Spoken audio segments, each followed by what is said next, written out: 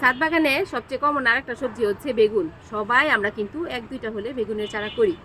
আর বেগুনটা এত সহজে হয়, আমি তো বলি বেগুনের চারা বসালেই হয়। আর বেগুন তো হতেই থাকে অনবরত। তবে মাটিটা আমরা অবশ্যই ভালোভাবে তৈরি করব। মাটিতে খাবার, যথেষ্ট পরিমাণ খাবার থাকতে হবে। বেগুন কিন্তু খুবই খাবার প্রিয় গাছ। আর মাসে 2বার করে আমরা কীটনাশক আর মাকড়নাশক স্প্রে করব। মাটিটা যখন তৈরি করব তাতে যে কোনো একটা ছত্রাকনাশক দিব, খুব সুন্দর কিন্তু হবে। এই যে আমার বেগুনের চারাগুলো, আমি বললাম না বেগুনের চারাতে এখন কোনো যত্ন নাই, তারপরেও কিন্তু বেগুন হচ্ছে। এই যে সেদিনও বেগুন নিয়ে গেলাম, আমার মনে হয় প্রতি সপ্তাহে হচ্ছে এরকম কয়েকটা বেগুন করে নিতে পারছি। এই বেগুনটা কিন্তু খেতে খুব মজা। এটা এটা মানে ভাজি হোক, তরকারি হোক, যেটাই হোক, খেতে খুবই খুবই মজার। ভিতরে একদম মানে বিচি নাই বললেই চলে, এত সুন্দর একটা বেগুন।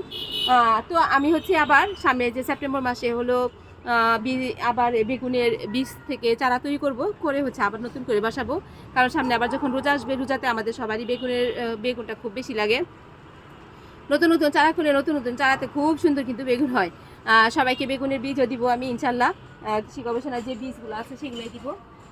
আমার এগুলোও কিন্তু, এই বেগুনটা কিন্তু মানে অন্য জাত, এটা কৃষি গবেষণায় নাই। লম্বা যে বেগুনটা সেটা আছে, আরেকটা আছে যে গোল বেগুনটা সেটাও আছে, বাড়ি 6 যে বেগুনটা সেটাও আছে। বাড়ি 6 বেগুনটা কিন্তু ফলনটা কম হয়, খেতে ভালো ভালো, সংখ্যাটা কম হয়, কিন্তু খুবই কম হয়। আমার মনে হয় আমার এক গাছে মনে হয় তিনটা কি 4টা বেগুন হয়েছে সর্বমোট, মানে পুরো 1 বছরের মধ্যে। তো বেগুনের চারাতে মানে যখন একটু বড় হবে বেগুনের গাছটা, প্রায় 6-7 ইঞ্চি যখন বড় হয়ে যাবে, তখন থেকে কিন্তু আমরা মাসে 2বার করে কীটনাশক আর মাকড়নাশক স্প্রে করব। আর খাবার দিব হচ্ছে যখন দেখবো যে আমরা 1-2টা ডালপালা শাখা প্রশাখা বের হয়ে আসছে, তখন এর মধ্যে কিন্তু আমরা প্রতি সপ্তাহে 1বার করে খাবার দিয়ে যাব। তাহলে কিন্তু আমাদের বেগুনের চারার গ্রোথটা খুব সুন্দর থাকবে, বেগুনের সাইজগুলো কিন্তু সুন্দর হবে। নয়তো বেগুন দেখা যাবে কি আস্তে আস্তে ছোটো হয়ে যাবে। যেমন আমার এগুলোতে খাবার নাই বলে বেগুন হচ্ছে ঠিকই, কিন্তু বেগুনগুলো কিন্তু ছোটো ছোটো হচ্ছে। তো আমি এগুলোকে সব কেটে ফেলবো।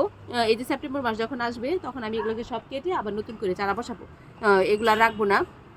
তো বেগুনের চারা একটু মানে আবার পোকা যেহেতু আক্রমণ করে, এই জন্য কিন্তু কীটনাশক মাকড়নাশক কেউ যদি জৈবভাবে করতে চায় অবশ্যই জৈবভাবে স্প্রে করবে। তবে তখন একটু 10 দিন অন্তর অন্তরই করতে হবে, মাসে 3বার করে করতে হবে। তো যার যেটা সুবিধা হবে সে সেভাবেই করবে। তবে খাবার দিবে অবশ্যই যে কোনো জৈব খাবার, সাথে একটু পটাশযুক্ত খাবার দিবে।